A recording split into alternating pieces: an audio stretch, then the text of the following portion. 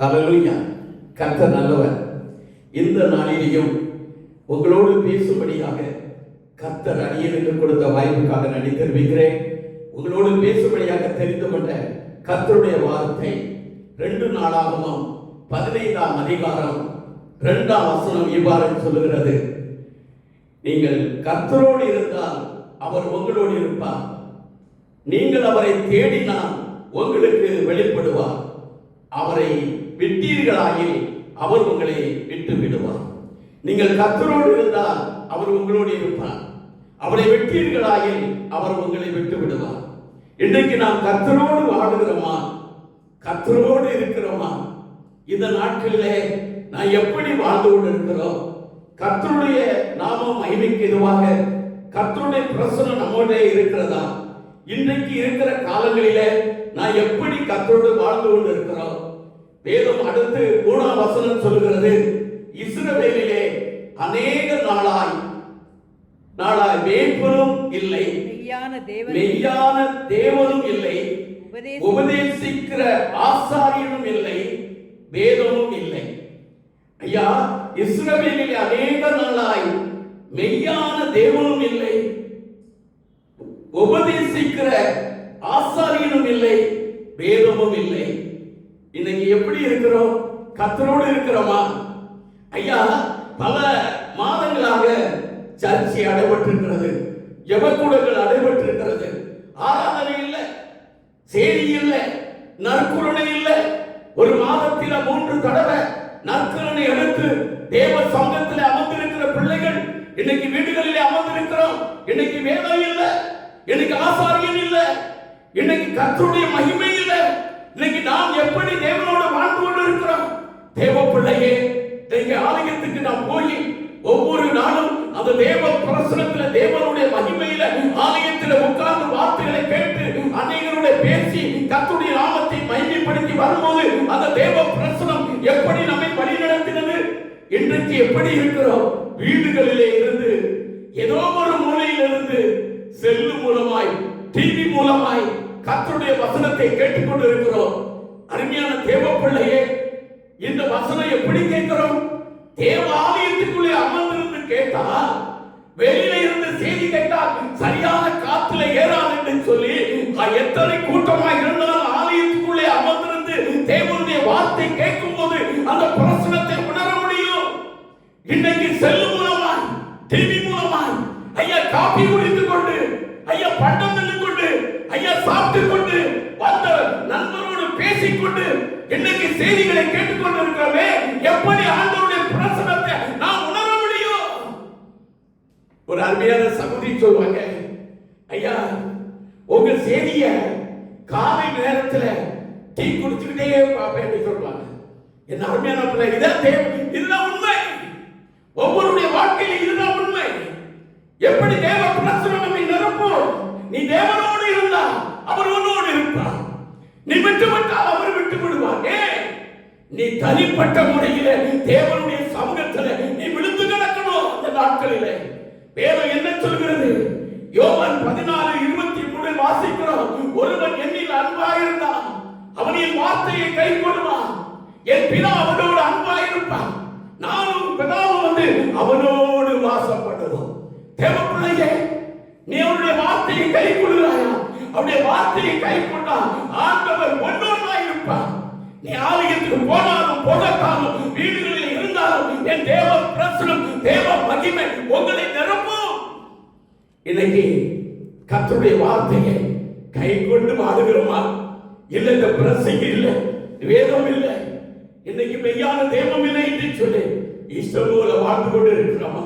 தேவ பிள்ளையே, நீ கர்த்தரோடு இருந்தால் அவர் உன்னோடு இருப்பார். அவர் உன்னோடு இருப்பார். என்னடா வேதத்திலே வாசிக்கிறோம். ஆதியாகமம் புத்தகம் 3ஆம் அதிகாரத்திலே நான் வாசிக்கிறோம். 8ஆம் வசனம் சொல்லுகிறது, அங்கே ஆதாமும் ஏவாளும் கர்த்தரோடு காலையிலும் மாலையிலும் குளிர்ச்சியான வேளையிலே என் ஆண்டவர் வந்து அவரோடு பேசுவார். எப்பொழுது ஆண்டவர் வருவார் என்று காத்துக் கொண்டிருந்து அவர்கள் ஆண்டவருடைய ஒருவர் பேசி சம்பாதித்து மகிழ்ச்சியாக இருந்த காலங்கள் உண்டு. ஆனா அன்று ஆண்டவர் வருகிறார். 8ஆம் வசனம் சொல்லுகிறது, தேவனே உம்முடைய சத்தத்தை கேட்டு நாங்கள் தோட்டத்துக்குள்ளே ஒளித்துக் கொண்டோம். தேவனுடைய சத்தத்தை கேட்டு தேவ தோட்டத்துக்குள்ளே ஒளித்துக் கொண்டார்கள். ஏன்னா ஆண்டவர் கேட்கிற ஆளாவே நீ எங்கே இருக்கிறாய், நீ எங்கே இருக்கிறாய்? அவர் சொல்லுகிறார், நான் தேவனுடைய சத்தத்தை கேட்டு நான் ஒளித்துக் கொண்டேன். ஏன் ஒளித்துக் கொண்டார்? அவர் சொல்லுகிறார், நான் புசிக்க வேண்டாம் என்று சொன்ன கனியை நீ புசித்தாயோ. 11ஆம் வசனம் பின்பகுதியில் வருகிறது. நான் ஒழித்துக் கொண்டிருக்கிறேன் என்று சொன்ன போது ஆண்டவர் சொல்லுகிறார், நான் புசிக்க வேண்டாம் என்று சொன்ன கனியை நீ புசித்தாயோ. அருமையான தேவ பிள்ளையே, புசிக்க வேண்டாம், எல்லா கனியையும் புசிக்கலாம். ஆனால் இந்த தோட்டத்தின் மையத்தில் இருக்கிற இந்த கனியை புசிக்காதே என்று ஆண்டவர் சொல்லியிருந்தார். அந்த கனியை அங்க புசித்ததினால ஆண்டவருடைய பிரசனத்தை இழந்தான், ஆண்டவருடைய மகிமை இழந்தான், ஆண்டவரை பார்க்க முடியல. அவன் தோட்டக்குள்ளே ஒழிக்கிறான், ஓடி ஒழிக்கிறான். இன்னைக்கு மனிதனும் தேவனுடைய வார்த்தையை மீறும் போது, கர்த்தருடைய வார்த்தையை மீறும் போது பிரசனத்தை இழந்து விடுகிறோம். தேவ பிள்ளையே, இன்னைக்கு நாம் கர்த்தரோடு வாழ்ந்தோம்னா ஆண்டவருக்கு காத்திருப்போம். எப்ப ஆண்டவர் நம்மோடு பேசுவார், எப்ப வருவார் எதிர்பார்த்திருப்போம். இல்லைன்னு சொன்னா ஓடி ஒழித்துக் கொள்ளுவோம். அருமையான தேவ பிள்ளையே, இந்த ஆதாமும் ஏவாளும் கர்த்தருடைய வார்த்தைக்கு பயந்து ஒழித்துக் கொண்டிருந்த உடனே ஆண்டவர் சொன்ன வார்த்தை, என் வார்த்தையை நீ மீறி இருக்கிறாய், நான் புசிக்க வேண்டாம் என்று சொன்ன கனியை நீ புசித்து இருக்கிறாய் என்று சொல்லி அவனுக்கு ஒரு தோல்முனையை உடுத்தி அவளை என்ன செய்தார்? ஏதேன் தோட்டத்தை விட்டு அங்கே விரட்டுகிறார். அங்கே 24ஆம் வசனத்தை வாசிக்கிற பாருங்க. அவர் மனுஷனை துரத்தி விட்டு ஜீவ விருட்சத்துக்கு போகும் வழியை காவல் செய்ய ஏதேன் தோட்டத்துக்கு கிழக்கே கேருபீன்களை வீசிக்கொண்டிருக்கிற சுடரொளி பட்டயத்தை வைத்தார். தேவ பிள்ளையே, அந்த மனிதனை ஆதாமும் ஏவாளின் காலையிலும் சாயந்தரம் வந்து பேசி உலாவி மகிழ்ந்த என் ஆண்டவர் அவனை தோட்டத்தை விட்டு துரத்தி மீண்டும் தோட்டத்துக்குள்ளே வந்து சீவ விருட்சத்தின் கனியை பறிச்சிடக்கூடாது என்பதற்காக அவனுக்கு என்ன செய்தார்? அவன் உள்ள நுழைந்திடக்கூடாது என்று சுடரொளி பட்டயத்தை வைத்தான். அவன் உள்ளே தப்பி உள்ளே வருவானானால் தலை வீசப்படும். தேவ பிள்ளையே, சுடரொளி பட்டயம் யாரா இருந்தாலும் அங்கே சங்காரம் பண்ணும். ஆகினால் அப்படிப்பட்ட ஒரு பயங்கரமான ஒரு காவல் அந்த ஏதேன் தோட்டத்துக்கு ஆண்டவர் வைத்தார். கீழ்ப்படியாதனால ஆண்டவர் தேவ சமூகத்தை விட்டு, தேவ பிரச்சனத்தை விட்டு அவன் விரட்டப்பட்டான், துரத்தப்பட்டான். தேவ பிள்ளையே, இன்றைக்கு நாமும் கூட ஆண்டவருடைய வார்த்தைக்கு கீழ்ப்படிகிறோம், ஆண்டவருடைய பிரச்சனத்துக்கு கீழ்ப்படிகிறோம். நாமும் துரத்தப்படுவோம், ஆண்டவருடைய பிரச்சனத்தை இழந்து விடுவோம். நீ கர்த்தரோடு இருந்தா அவர் உன்னோடு இருப்பார். ஏனென்றால் யாத்திராகம புத்தகம் 20ஆம் அதிகாரம் 6ஆம் வசனம் சொல்லுகிறது, என்னிடத்தில் அன்பு கூர்ந்து என் கற்பனைகளை கைக்கொள்ளுகிறவர்களுக்கோ 1000 தலைமுறைக்கு இரக்கம் செய்வேன். அவருடைய யோவான் சொன்னார், அவர் கூட வந்து வாசம் பண்ணுவார் என்று சொன்னார். ஆனா யாத்திராகமம் பழைய ஏற்பாட்டை சொல்லுகிறது, என்னுடைய கற்பனை என்னிடத்திலே வந்து என்னில் அன்பு கூர்ந்து என் கற்பனைகளை கைக்கொள்ளுவதற்கு 1000 வருஷம் இரக்கம் பாராட்டுவேன். என் ஆண்டவர் அவருடைய சந்ததியால் என் ஆண்டவர் உன்னை ஆசீர்வதிப்பார். நீ தேவனோடு இருந்தால் அவர் உன்னோடு இருப்பார், அவர் உன்னோடு இருப்பார். ஏனென்றால் வேதத்திலே வாசிக்கிறோம். 1 சாமுவேலின் புத்தகம் 15ஆம் அதிகாரம் 26ஆம் வசனம் இவ்வாறு சொல்லுகிறது. என வேதத்திலே வாசிக்கிறோம் பாருங்க. 1 சாமுவேலின் புத்தகம். சாமுவேல் சவுலை பார்த்து, நான் உம்மோடே கூட திரும்பி வருவதில்லை, கர்த்தருடைய வார்த்தையை புறக்கணித்தீர். நீர் இஸ்ரவேலின் மேல் ராஜாவாய் இராதபடிக்கு கர்த்தர் உம்மையும் புறக்கணித்து தள்ளினார். நீ இஸ்ரவேலின் மேல் ராஜாவாய் இராதபடி உம்மை புறக்கணித்து தள்ளினார். தேவ பிள்ளையே, ஏனென்றால் 11ஆம் வசனம் சொல்கிறது, நான் சவுலை ராஜாவாய் ஆக்கிறதற்காய் மனஸ்தாபம் பண்ணுகிறேன். தேவ பிள்ளையே, ஆண்டவர் இன்னைக்கு அவரை என்ன செய்தார்? ராஜாவை ஆக்குவதற்காக என் ஆண்டவர் மனஸ்தாபப்பட்டார். என்னால் வேதம் சொல்லுகிறது 17ஆம் வசனம் வாசிக்கிறோம். நீர் உம்முடைய பார்வைக்கு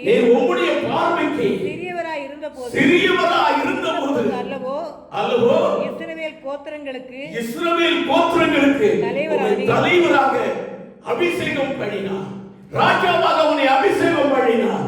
உம்முடைய பார்வைக்கு நீ சிறியவராய் இருக்கும்போது அல்லவோ உம்மை இஸ்ரவேல் கோத்திரத்துக்கு தலைவராக ராஜாவாக உன்னை அபிஷேகம் பண்ணினாரே.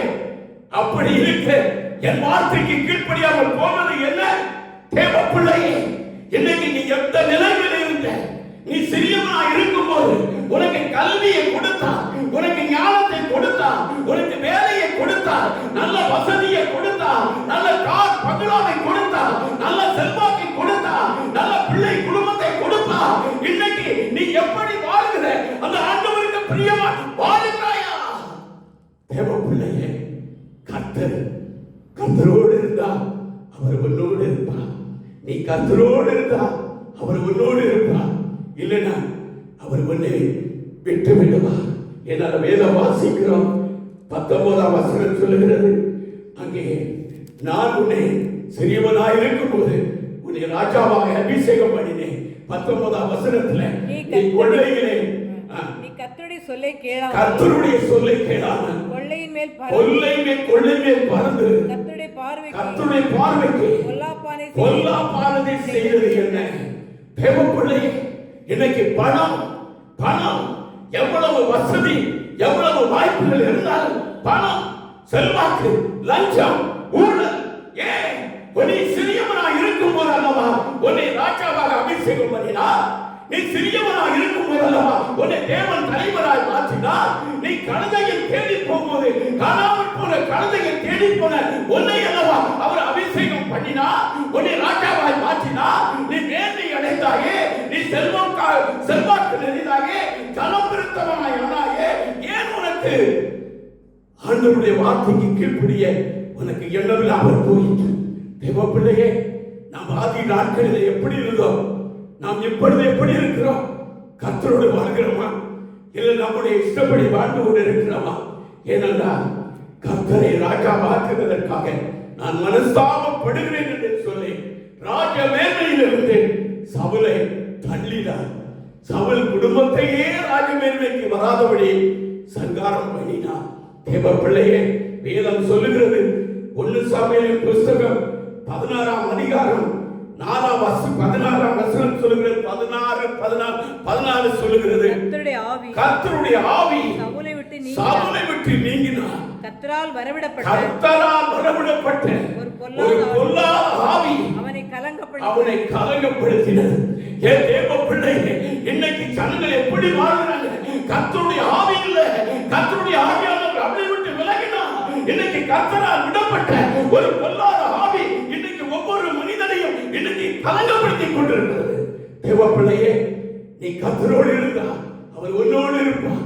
யோவான் சொல்லுகிறது போல, நீ என்னிலே அன்பு கொள்கிறவன் என் வசனத்துக்கு கீழ்ப்படிவான். நான் உன் பிதாவும் வந்து அவனோடு பாசம் சொன்னபடி நீ ஆண்டவருடைய வசனத்துக்கு கீழ்ப்படிந்து வாழ்ந்தால் ஆண்டவர் உன்னோடு இருப்பார்.